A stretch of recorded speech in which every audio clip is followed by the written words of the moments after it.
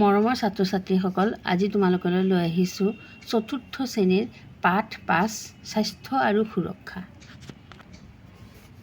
ওপৰৰ ছবিকেইখনলৈ চোৱা, কি বুজিলা? ভাবা আৰু দলত আলোচনা কৰা। মানে ২-৩জনে তোমালোকে মিলি আলোচনা কৰিবা। ইয়াত কি আছে, ইয়াত কি বুজাইছে, তাত কি বুজাইছে। বেমাৰ আজাৰ হ'লে আমাৰ শৰীৰটো দুৰ্বল হৈ পৰে। বেমাৰ আজাৰ হ'লে আমাৰ কি হয়, শৰীৰটো দুৰ্বল হৈ পৰে। তেনে অৱস্থাত খেলা ধূলা কৰিবলৈ আৰু মনোযোগেৰে পঢ়া শুনা আদি কৰিবলৈ শৰীৰৰ শক্তি নোহোৱা হয়। কিয় বেমাৰ আজাৰ হ'লে আমাৰ খোৱা বোৱাওতো নহয়, সেইকাৰণে আমাৰ কি হয়, শৰীৰৰ শক্তি নোহোৱাও হৈ যায়। একেদৰে কিবা কাৰণত মন বেয়া লাগি থাকিলেও খেলা ধূলা পঢ়া শুনা আদি কামবোৰ উদ্যমেৰে কৰিবলৈ মন নোযোৱা হয়। সেইধৰণে একেবাৰে তোমাৰ মানে মন বেয়া থাকিলেও আমি খেলা ধূলা পঢ়া শুনা আদি আমি কৰিবলৈ মানে মনোযোগ নাহে বা কৰিবলৈ ভাল নালাগে। যদি আমি স্বাস্থ্যৱান হৈ থাকোঁ, যদি আমি মানে বেমাৰ আজাৰ নহয়, আমাৰ কোনো বেমাৰ আজাৰ নহয়, তেতিয়া এই সকলোবোৰ কাম কৰিবলৈ আমি উৎসাহী হৈ পৰোঁ। তেতিয়া আমি কি হয়, এই সকলোবোৰ কাম কৰিবলৈ আমি উৎসাহী হৈ পৰোঁ। স্বাস্থ্যৱান মানে কি? এতিয়া কৈছে এই বাকচত থকা যে এইটো ভালকৈ পঢ়িবা স্বাস্থ্যৱান মানে কি? এতিয়া স্বাস্থ্যৱান বুলিলে আমি আনন্দ মনেৰে দৈনন্দিন লাগতিয়াল কাম কাজবোৰ কৰিব পৰা, খেলা ধূলা পঢ়া শুনা আদি কামবোৰ উদ্যমেৰে কৰিব পৰা আৰু বেমাৰ আজাৰ নোহোৱা শৰীৰৰ অৱস্থাকে বুজোৱা হয়। মানে স্বাস্থ্যৱান বুলিলে আনন্দ মনেৰে, মানে খুব তুমি ভালকৈ কাম কাজ কৰিবলৈ, পঢ়া শুনা কৰিবলৈ মন যায়। যেতিয়া তোমাৰ জ্বৰ হয়, বেমাৰ হয়, কাহ হয়, তেতিয়া পঢ়িবলৈ মন যায় বাৰু। খেলা ধূলা কৰিব মন নাযায়, কাৰোবাৰ লগত কথা ক'বলৈও মন নাযায়। মানুহ এজনক স্বাস্থ্যৱান বুলি ক'বলৈ হ'লে মানুহজনৰ শৰীৰটো নিৰোগী হোৱাৰ উপৰিও মানুহজনৰ মনটো আনন্দ উৎসাহেৰে কাম কৰিব পৰাকৈ উদ্যমী হ'ব লাগিব। মানে স্বাস্থ্যৱান বুলিলে মানুহজনৰ শৰীৰটো নিৰোগী হ'ব লাগিব, মানে বেমাৰ আজাৰ নথকা হ'ব লাগিব, আৰু মনটো আনন্দৰ উৎসাহেৰে কাম কৰিব পৰাকৈ উদ্যমী হ'ব লাগিব। মানে উৎসাহেৰে তুমি কাম কৰিবলৈ মানে উৎসাহী হ'ব আৰু মানুহজন, যদি স্বাস্থ্যৱান মানুহজন হয়, শৰীৰটো নিৰোগী হয়। এতিয়া কি কৈছে, স্বাস্থ্য ভালে ৰাখিবৰ বাবে তোমালোকে কি কি কাম কৰা লিখা। স্বাস্থ্য ভালে ৰাখিবৰ বাবে তোমালোকে কি কি কাম কৰা। তুমি স্বাস্থ্য ভালে ৰাখিবলৈ হ'লে তুমি কি কি কাম কৰিব লাগিব।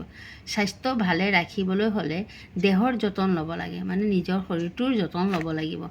ইয়াৰ উপৰিও কিছুমান স্বাস্থ্যকৰ নীতি নিয়মো মানি চলিব লাগিব। ইয়াৰ উপৰিও মানে শৰীৰৰো যতন ল'ব লাগিব আৰু কিছুমান নীতি নিয়মো মানি চলিব লাগিব। তেতিয়া দেহৰ যতনবোৰনো কি কি? তলৰ ছবিকেইখন চাই আলোচনা কৰোঁ। এই ছবি যে দিছে সেইখনলৈ চাই আমি আলোচনা কৰিম যে মানে শৰীৰৰ যতন কেনেকৈ ল'ব লাগে। প্ৰথমতে কি দিয়া আছে চোৱা, সেই মাইনাজনী টিকলিজনী সোনকালে উঠিছে। এই ৰাতিপুৱা মানে সূৰ্য যেতিয়া উদয় হয় তেতিয়া মানে পুৱা বেলিতে উঠিছে। তাৰপিছত কি কৰিছে, ব্ৰাছ কৰিছে। পুৱা বেলি উঠি, ৰাতিপুৱা সোনকালে উঠি তেতিয়া কি কৰিবা, ব্ৰাছ কৰিবা। তাৰপিছত ব্যায়াম কৰিবা। ৰাতিপুৱা সোনকালে উঠি তেতিয়া আৰু কি কৰিবা, খোজ কাঢ়িবা। তাৰপিছত পানী খাবা, খালী পেটত পানী খাই শৌচ পেচাব কৰিবা, লেট্ৰিন কৰিবা। তাৰপিছত গা পা ধুবা, গা পা ধুই ভাল চাফা ধোৱা কাপোৰ পিন্ধিবা। তাৰপিছত মায়ে যিটো খোৱা দিব সেইটো খাবা ভালকৈ। তাৰপিছত পানী ফিল্টাৰৰ পানী খাবা, য'তে ত'তে পানী নাখাবা, কুঁৱাৰ পানী কলৰ পানী নাখাবা।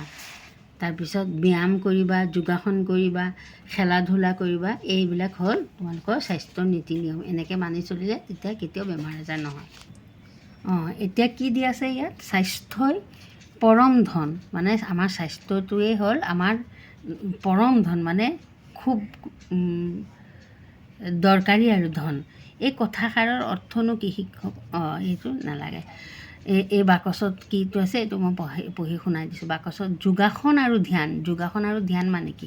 নিয়মিত যোগাসন আৰু ধ্যান কৰিলে কি হয়, এইটো বিষয়ে ইয়াত দিয়া আছে। নিয়মিত যোগাসন আৰু ধ্যান কৰিলে দেহ মন ভালে থাকে।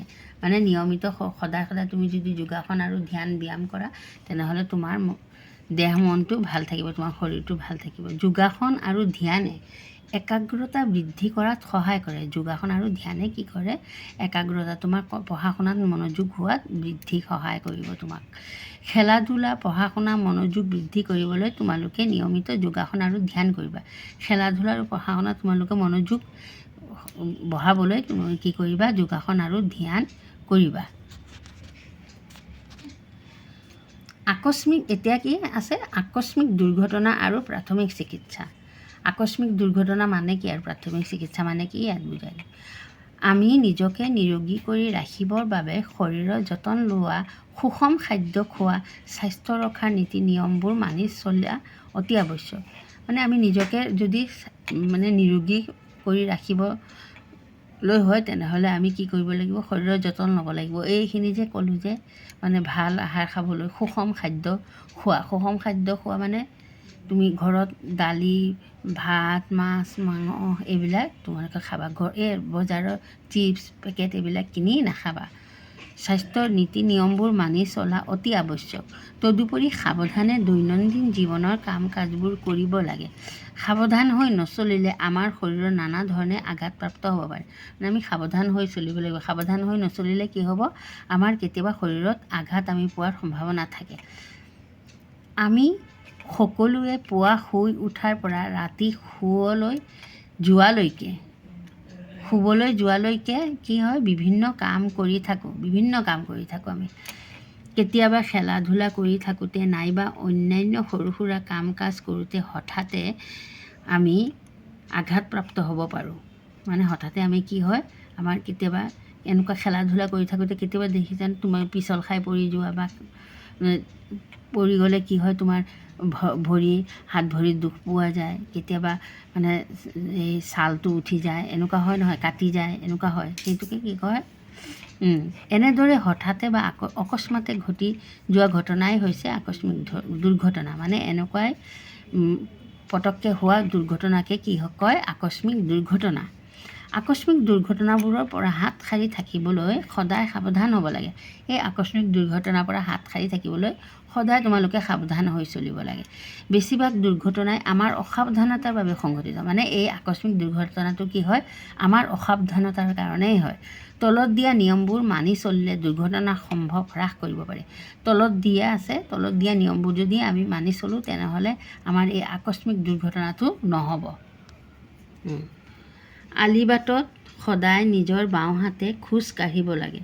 আলিবাট পাৰ হওঁতে প্ৰয়োজন সাপেক্ষে আগলৈ পাছলৈ সোঁফালে আৰু বাওঁফালে চাই লৈ কোনো ধৰণৰ যান বাহন নাহিলেহে পাৰ হোৱা উচিত। তোমালোকে যেতিয়া আলিবাট পাৰ হ'বা তেতিয়া তোমালোকে সদায় নিজৰ হাতৰ বাওঁ পিনে সদায় খোজকাঢ়িবা। আলিবাট পাৰ হওঁতে যেতিয়া পাৰ হ'বা তেতিয়া কি কৰিবা? এবাৰ আগলৈ, এবাৰ পাছলৈ, এবাৰ সোঁফালে, এবাৰ বাওঁফালে চাইহে সাৱধানভাৱে পাৰ হ'বা। বাওঁফালে চাই লৈ কোনো ধৰণৰ যান বাহন নাহিলেহে পাৰ হোৱা উচিত। কোনো ধৰণৰ যান বাহন নাহিলে পাৰ হ'বা। আলিবাটত সদায় ট্ৰাফিকৰ সংকেত মানি চলা অতি প্ৰয়োজন। আলিবাটত থকা এই ট্ৰাফিক লাইটবিলাকৰ সংকেত সদায় মানি চলিব লাগে। তেতিয়া আৰু কেতিয়াও দুৰ্ঘটনা নঘটে। এতিয়া ট্ৰাফিক লাইটটো দেখিছানে? এয়া ৰঙা, এইটো হালধীয়া, এইটো সেউজীয়া। ইয়াত কি হয়? এইটো ৰঙা ৰং যেতিয়া জ্বলি উঠে তেতিয়া ৰঙা ৰঙে কি কয়?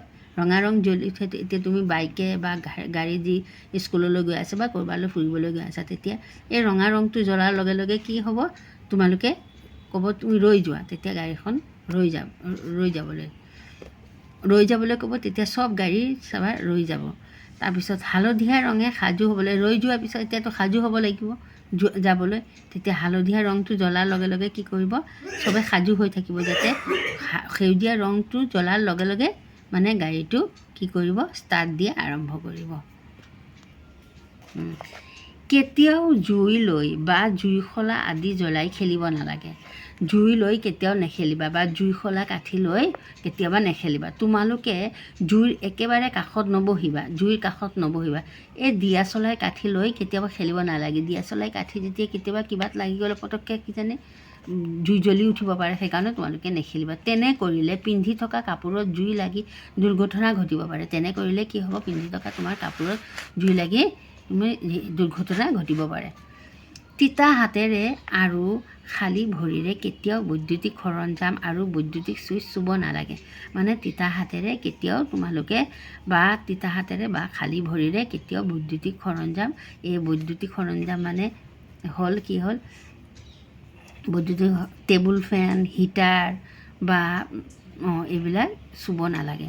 বৈদ্যুতিক চুইচ মানে লাইটৰ চুইচ, তাৰপিছত ফেনৰ চুইচ, এনেকুৱা চুইচ, হিটাৰৰ চুইচ, এইবিলাক তোমালোকে নুচুবা। খালী তিতা হাতেৰে আৰু খালী ভৰিৰে হাতখন ভালকৈ মুচি চেণ্ডেলযোৰ পিন্ধি তাৰপিছত আৰু তোমালোকে ধৰিবই নালাগে, কিয় মা আছে ঘৰত, দেউতা আছে, ডাঙৰে কৰিব, তোমালোকে এইবিলাক কৰাৰ দৰকাৰেই নাই। তিতা হাতেৰে আৰু খালী ভৰিৰে কেতিয়াও বৈদ্যুতিক সৰঞ্জাম আৰু বৈদ্যুতিক চুইচ চুব নালাগে। টেবুল ফেন, হিটাৰ আদি বৈদ্যুতিক সৰঞ্জামসমূহ চুইচ অন হৈ থকা অৱস্থাত স্পৰ্শ কৰিলে বিদ্যুৎপৃষ্ট হৈ দুৰ্ঘটনা হ'ব পাৰে। মানে এইবিলাক চুইচ অন কৰা থাকিলে বিদ্যুৎপৃষ্ট হৈ কেতিয়া দুৰ্ঘটনা ঘটিব পাৰে। এতিয়া আহিল নৈ, পুখুৰী আদিৰ পানীত ঘৰৰ অভিভাৱক বা ডাঙৰৰ অনুমতি অবিহনে সাঁতুৰিবলৈ যাব নালাগে। নৈ বা পুখুৰীত তোমালোকে মা দেউতাৰ মানে অনুমতি লৈ বা মা বা দেউতা কাৰোবাক ডাঙৰক লৈ তাৰপিছত গৈ তোমালোকে সাঁতুৰিবা, নহ'লে অকলে নাযাবা। তাৰপিছত কি আছে, সাপ, বৰল আদিক জোকাই লৈ আমনি কৰিব নালাগে। সাপ আৰু বৰলক এনেকৈ লাখুটি দি খোচা নিদিবা, সাপক খোচা নিদিবা। সিহঁতে আমনি পালেহে দংশন কৰিব, মানে সিহঁতে আমনি পালেহে সিহঁতে তোমাক কুটিব আহিব, নহ'লে সিহঁতে একো নকৰে, সিহঁতৰ যাই থাকিব। এতিয়া হ'ল খেলা ধূলা কৰি থাকোঁতে কেতিয়াবা কোনো ল'ৰা ছোৱালী আঘাতপ্ৰাপ্ত হোৱা দেখা যায়, গতিকে খেলোঁতেও সাৱধান হোৱা উচিত। কেতিয়াবা চাবাচোন স্কুলত খেলি থাকোঁতে কোনোবাই পৰি গ'ল বা ভৰি চুলে বা মূৰটো এনেকৈ অলপ ফাটি গ'ল বা কিবা আঁচোৰ লাগি গ'ল, এনেকুৱা হয়নে? দেখা পোৱা নাই? এনেকুৱা দেখা যায়। সেইকাৰণে খেলা ধূলা কৰোঁতে সদায় সাৱধানতে খেলিব লাগে, সাৱধানভাৱে। খেলা ধূলা কৰোঁতে কি সাৱধানতা ল'ব লাগে? এতিয়া চোৱা, খেলা ধূলা কৰোঁতে কি সাৱধানতা ল'ব লাগে সেইটোও তোমালোকক দিয়া আছে। শিল, আইনাৰ টুকুৰা, গজাল আদি পৰি থকা ঠাইত খেলিব নালাগে। শিল, আইনাৰ টুকুৰা, গজাল আদি পৰা ঠাইত তোমালোকে কেতিয়াও নেখেলিবা। ওখৰা ঠাইত খেলিব নালাগে। ওখৰা মানে আপ ডাউন ঠাইত কেতিয়াও নেখেলিবা। প্লেইন এনেকুৱা থকা ঠাইত খেলিবা। নদীৰ পাৰত, জুইৰ কাষত, পানী পৰি পিছল হোৱা ঠাইত আৰু বেছি হাবি বন থকা ঠাইত খেলিব নালাগে। মানে নদীৰ পাৰত, জুইৰ কাষত, জুইৰ ওচৰত, পানী পৰি পিছল হৈ থকা, বেছি হাবি বন থকা, বেছি জংঘল থকা ঠাইতো খেলিব নালাগে। লাঠি, দা, কটাৰী, জুই হাতত লৈ খেলিব নালাগে। মানে লাঠি বা দা, কটাৰী, জুই এইবিলাক হাতত লৈ খেলিব নালাগে। কোনো ধৰণৰ মানে অস্ত্ৰ লৈ তোমালোকে নেখেলিবা। খেলি থাকোঁতে ইজনে সিজনৰ গালৈ দুখ পাব পৰা কোনো বস্তু দলিয়াব নালাগে। খেলি থাকোঁতে এজনে আৰু এজনক কিবা বস্তু দলিয়াব নালাগে। দলিয়াই দিলা, চকুত পৰিলে, তেনেহ'লেতো চকুটো গ'ল। খেলোঁতে অযথা ঠেলা হেঁচা কৰিব নালাগে। অযথা মানে ঠেলা হেঁচা কৰি খেলিব নালাগে। কেতিয়াও এজনে আনজনক আঘাত কৰিব নালাগে। এই খেলি থাকোঁতে তোমালোকে যদি আঘাতে কৰা, তেনেহ'লে খেলাৰ কি মতলব? তেনেহ'লেতো খেলিলে তোমালোকেতো খেলা মানে কি? খেলা মানে আনন্দ, মনটো আনন্দ অনাৰ কাৰণে মানুহে খেলে। তো খেলি যদি তুমিয়ে দুৰ্ঘটনাই ঘটে, তেনেহ'লেতো খেলি আৰু মানে দুৰ্ঘটনাই হ'ব। মানে খেলোঁতে এইবিলাক সাৱধানতা অৱলম্বন কৰিব লাগে।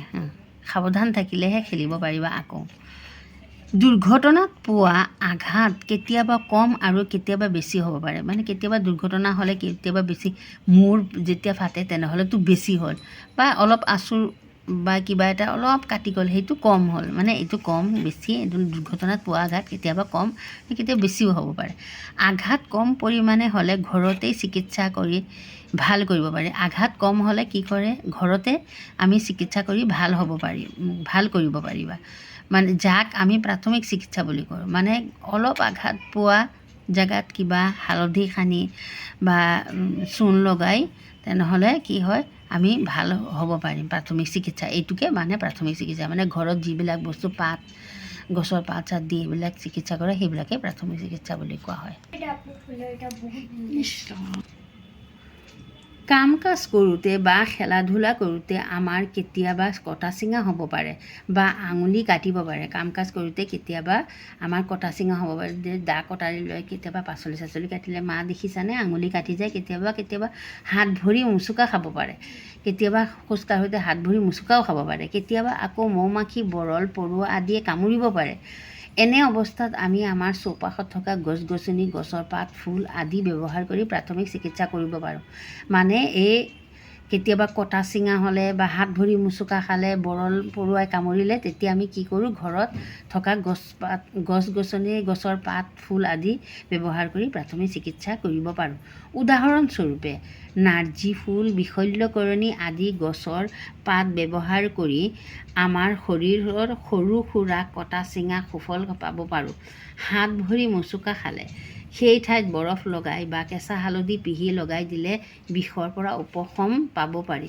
মানে হাত ভৰি মোচোকা খালে হালধি বা বৰফ লগাই দিলে বিষ অলপ বিষ কমে, বহুতো বিষ কমে। মৌ মাখি বৰল আদিয়ে বিন্ধিলে উখহা ঠাইত নহৰু বা পিঁয়াজৰ ৰস সানিলে বিষ কমে।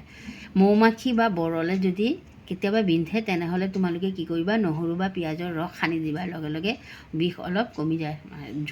জোকে কামুৰিলে নিমখ সানিলে জোক সৰি যায়। জোকে যদি কামোৰ মাৰি ধৰে তেতিয়া নিমখ অকণ লগাই দিবা, তেতিয়া লগে লগে জোকটো সৰি যাব। এতিয়া দেখিছে এইবিলাক কি হয়, এইটো নাৰ্জী ফুল, এইটো নহৰু, আদা, পিঁয়াজ, আকৌ নিমখ, এইটো গছৰ পাত, এইবিলাক লগাই আমি কি কৰিব পাৰোঁ, প্ৰাথমিক চিকিৎসা কৰিব পাৰোঁ। এতিয়া আঘাত পোৱাৰ লগে লগে তোমালোকে কি কৰিবা, মানে যিকোনো ধৰণৰ আঘাত পোৱাৰ লগে লগে তোমালোকে ঘৰত কি কৰিবা, সেই এইখিনি খালী ঠাই আছে সেইখিনি পূৰাবা। আঘাতসমূহ, এতিয়া শৰীৰৰ কোনো ঠাইত কাটিলে, এতিয়া তোমাৰ যদি আঙুলিটো কাটি যায় তেনেহ'লে কি কৰিবা, লগে লগে নাৰ্জী ফুলৰ পাত ঘঁহি লগাবা। নাৰ্জী ফুলৰ পাত ঘঁহি লগে লগে লগাই দিবা, তেতিয়া কি কৰিব, সেই কটা জেগাৰ পৰা তেজ ওলোৱা যে কমি যাব। জুয়ে পুৰিলে কি কৰিবা, ঠাণ্ডা পানীত ডুবাই ৰাখিব লাগে। ঠাণ্ডা পানীত কি কৰিবা, জেগাটো ডুবাই ৰাখি দিবা। হাত ভৰি মোচোকা খালে কি কৰিবা, কেঁচা হালধি পিহি লগাবা। হালধি পিহি লগে লগে লগাই দিবা, অকণ গৰম কৰি লগাই দিবা, তেতিয়া একেবাৰে অলপ আৰাম পাবা। মৌ মাখি বা বৰলে বিন্ধিলে কি কৰিবা, নহৰু নাইবা পিঁয়াজৰ ৰস সানিবা। মৌ মাখি বৰলে বিন্ধাৰ লগে লগে কি কৰিবা, নহৰু আৰু পিঁয়াজৰ ৰস লগে লগে সানি দিবা, তেতিয়া চাবা মানে বিষটো কমি যাব। জোকে কামুৰিলে নিমখ লগাবা। জোকে কামুৰি ধৰিলে নিমখ লগাবা, লগে লগে জোকটো তলত সৰি যাব। এতিয়া চিন্তা কৰি কোৱা, একেলগে খেলা ধূলা কৰোঁতে হঠাৎ তোমাৰ বান্ধৱী এজনী ভৰিত মোচোকা খাই দুখ পালে, তেতিয়া তুমি কি কৰিবা, লগে লগে কেঁচা হালধি পিহি লগাই দিবা। সাপে খুটিলে তলৰ কোনটো কৰা উচিত আৰু কিয়? বেজৰ ওচৰলৈ জৰা ফুকাৰ বাবে যাব লাগে, তৎক্ষণাত চিকিৎসা কেন্দ্ৰলৈ লৈ যাব লাগে, সাপটো মাৰি পেলাব লাগে। এতিয়া তুমি কোৱাচোন কি কৰিব লাগে? তৎক্ষণাত চিকিৎসা কেন্দ্ৰলৈ লৈ যাব লাগে, লগে লগে কি কৰিব লাগে, চিকিৎসা কেন্দ্ৰলৈ। তাত বেজী আছে, আজিকালি সাপে খুটা বেজী আছে, বেজী দিয়াৰ লগে লগে ভাল হৈ যাব। প্ৰাথমিক চিকিৎসাৰে আমি শৰীৰৰ আঘাত পোৱা ঠাইত চিকিৎসা কৰিব পাৰোঁ। প্ৰাথমিক চিকিৎসাৰে আমি শৰীৰৰ আঘাত পোৱা ঠাইত চিকিৎসা কৰিব পাৰোঁ। এই যে হালধি লগাই বা হালধি লগাই, নাৰ্জী ফুলৰ পাত লগাই মানে আমি কৰিব পাৰোঁ, চিকিৎসা কৰিব পাৰোঁ। ইয়াৰ উপৰিও গুৰুতৰ দুৰ্ঘটনা ঘটাৰ সময়ত চিকিৎসা কেন্দ্ৰলৈ গৈ পোৱাৰ আগৰ সময়খিনি স্বাস্থ্যৰ যাতে অধিক অৱনতি নঘটে তাৰ বাবে দুৰ্ঘটনাগ্ৰস্ত লোকক প্ৰাথমিক চিকিৎসা প্ৰদান কৰিব লাগে। প্ৰাথমিক চিকিৎসাৰ পাছতে চিকিৎসকৰ ওচৰলৈ লৈ যাব লাগে।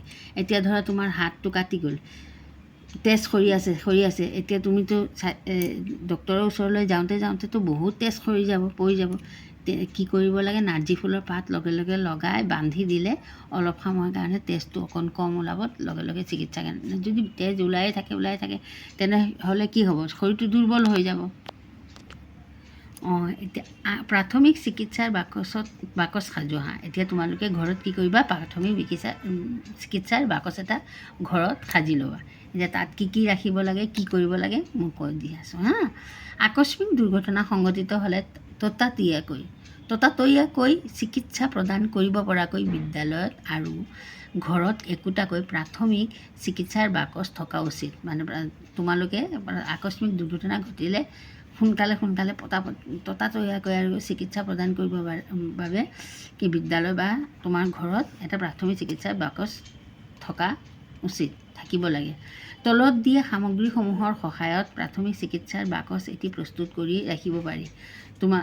তলত দিয়া ধৰণে এটা প্ৰাথমিক এইবিলাক বস্তু তোমালোকে ৰাখি প্ৰাথমিক চিকিৎসাৰ বাকচ এনেকুৱা বাকচ এটা সাজি ল'বা। তাৰ ভিতৰত কি ৰাখিবা? এনেকুৱা বাকচ এটা লৈ ল'বা। তাৰ ভিতৰত বিশুদ্ধ কপাহ, বেণ্ডেজ বা চাফা কাপোৰ, এই কপাহ য'ৰ পৰা নল'বা, বিশুদ্ধ হ'ব লাগিব সেই কপাহটো। বেণ্ডেজ বা চাফা কাপোৰ এনেকুৱা। গ্লোভছ, হাতত লগোৱা গ্লোভছ। থাৰ্মোমিটাৰ, থাৰ্মোমিটাৰ দেখিছা? তাৰপিছত জুলীয়া এণ্টিছেপ্টিক এয়া বীজাণুনাশক মলম, বিষ নিৰাময়ৰ বাবে ব্যৱহাৰ কৰা মলম, আৰু এখন সৰু কেঁচি ৰাখিবা। বাকচটো এনেকুৱা বাকচ, এইবিলাক বস্তু ৰাখি বাকচটো সজাই ল'বা। এনেকুৱা বাকচ ঘৰত সজাই ল'বা। এনেদৰে এই সামগ্ৰীসমূহ এটা সৰু বাকচত ভৰাই ৰাখিলে প্ৰয়োজন হোৱা মাত্ৰেই পোৱা যাব আৰু বস্তুবোৰ ভালে থাকিব। এনেকুৱা সজাই ল'লে কি হ'ব? যেতিয়া তোমাৰ দৰকাৰ হ'ব তেতিয়া যিকোনো ঘৰৰ মানুহে বিচাৰি পাব আৰু বস্তুবোৰ ভালেই থাকিব। লেতেৰা ধূলি মাকতি নোসোমাব, ভালে থাকিব। এই প্ৰাথমিক চিকিৎসাৰ বাকচটো সহজে সকলোৱে চিনি পাব পৰাকৈ, মানে সহজে প্ৰাথমিক চিকিৎসাৰ বাকচ এটা সজালা, বাকচটো ঘৰত বহুত আছে কিন্তু এটা বাকচটো সজালে চবেইতো চিনি নাপাব এইটো প্ৰাথমিক চিকিৎসাৰ বাকচ। তেনেহ'লে কি কৰিবা? এটা ডাঙৰ ৰঙা যোগ চিন দিবা। এটা ডাঙৰকৈ ৰঙা এনেকৈ এয়া চোৱা, এই ৰঙা যোগ চিন এনেকৈ দি দিবা হা বাকচৰ ওপৰত। এনেকৈ বাকচত যেনে দেখিলে, মায়ে দেখিলে, দেউতা দেখিলে বা ঘৰত কোনোবা বা বেলেগ মানুহ আহিলেও পটককৈ দেখিলে চিনি পাব যে ইয়াত এইটো প্ৰাথমিক চিকিৎসাৰ বাকচ হয়।